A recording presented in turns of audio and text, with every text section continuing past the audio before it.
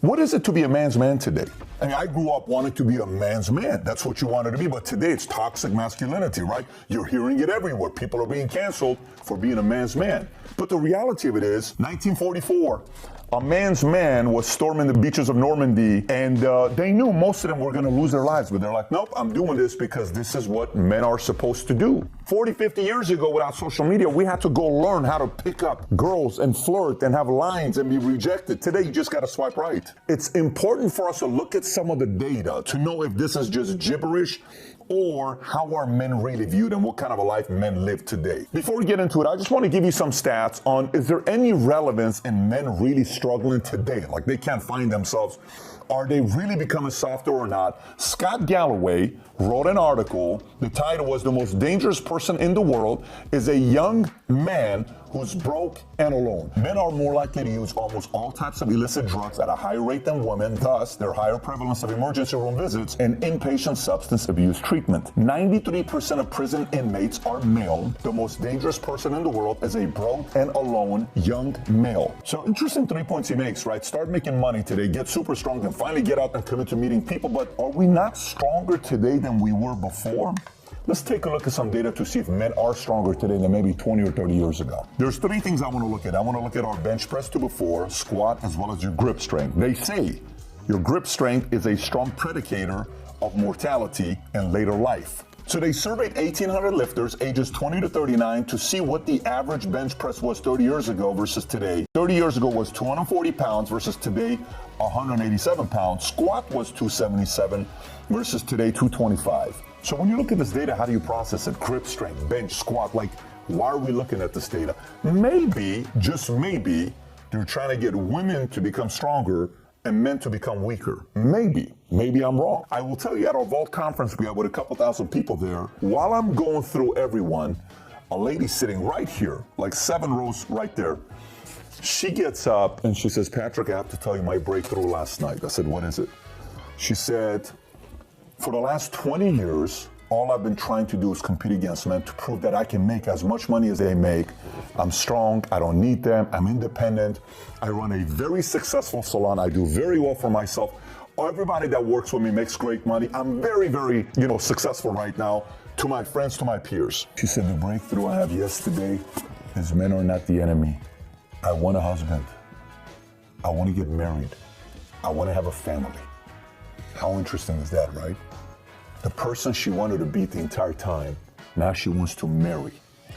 How many endless videos can we see with women in their 60s who bought into the feminist movement to make men and women equal are sitting there saying, "I regret making that decision because I'm single, never been married, don't have any kids, and I'm alone." If you look at some data here in 2019, some 15 million children in the United States were living with a single mother. That's about 5 times more than those living with a single father. As divorce rates rise and family courts continue to favor mothers, the amount of boys living without a dad will continue to grow. So why is this so important? Well, there are certain things I can tell my boys that my wife can't tell them, period.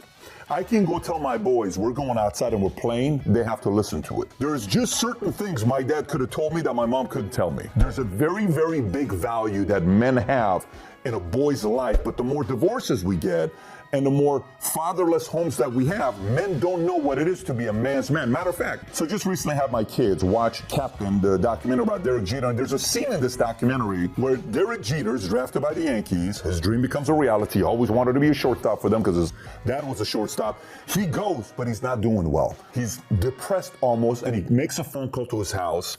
Mom's talking to Derek, and mom says, "Son, why don't you just come home?" The father says, "When I heard my wife saying this to Jeter," he says, "I told her, don't tell him that. He can't know that's an option." Maybe men today need stronger role models to challenge them and to show them it is okay to go through challenges. It is okay to have to fight through. This is a part of becoming a man's man, and it's natural. People are afraid of offending today, okay? So when you're afraid of offending, you don't want to share your opinion, and The way people learn who you really are is by sharing your opinion and feelings about different issues. Now, in our family, I talk about 4 things with my boys. We lead, we respect, we improve, we love. If you constantly spend your life disrespecting people, you're eventually going to be alone and not successful in business, because it doesn't work out if you want to disrespect everybody. People are not going to stick around in a work environment if you're disrespecting them. People are not going to be with you friendship-wise if you're constantly disrespecting them and judging them. And quite frankly, you're going to be by yourself. Now, offending is a different story. Today, they're trying very, very hard to cause men to be careful with their thoughts and what they say. And God forbid you say something that's going to offend somebody, you're walking on eggshells. I don't know many leaders that I call leaders who walk on eggshells that are not comfortable sharing their thoughts on different issues. They share their thoughts, but they get better at their soft skills to know how to deliver their messages better. That's something you're going to get better at for the rest of your life. Society wants to convince you that competition is not healthy for you. By the way, the same people that are selling you that are those who lost, who don't know how to handle it. The reality of it is, socialist boys have limited options. Capitalist men have unlimited options in every aspect of their life. Where they live, where they travel to, where they eat, who they date, anything you want. They have an unlimited supply of options, and unfortunately, those who don't compete don't like the fact that you have more options. You know, when I was 14 years old, I was playing this basketball association for troubled teenagers. I'm in a league with Mara Salvatrucha, with Black Diamonds, with, you know, the Sureños, 18, with the Blood Crip, all these guys. And one day we're in this tournament and only 5 of our players showed up, and we played against a team that had a full lineup, and we lost by 104 points. They give us this trophy that my dad has till today, a last place trophy. Experience the pain, son. And I'm like, dude, throw that thing away. He says, no, you lost by 104 points. Look at the psyche of a father. A mother would say, why would you do that to him? That hurts his feeling. My dad's like, that's exactly what he needs. The pain of a loss makes a man come back and improve. Makes him stay up late at night practicing while everybody else is sleeping. Makes this guy say, one day I'm going to prove to the world that I'm a winner.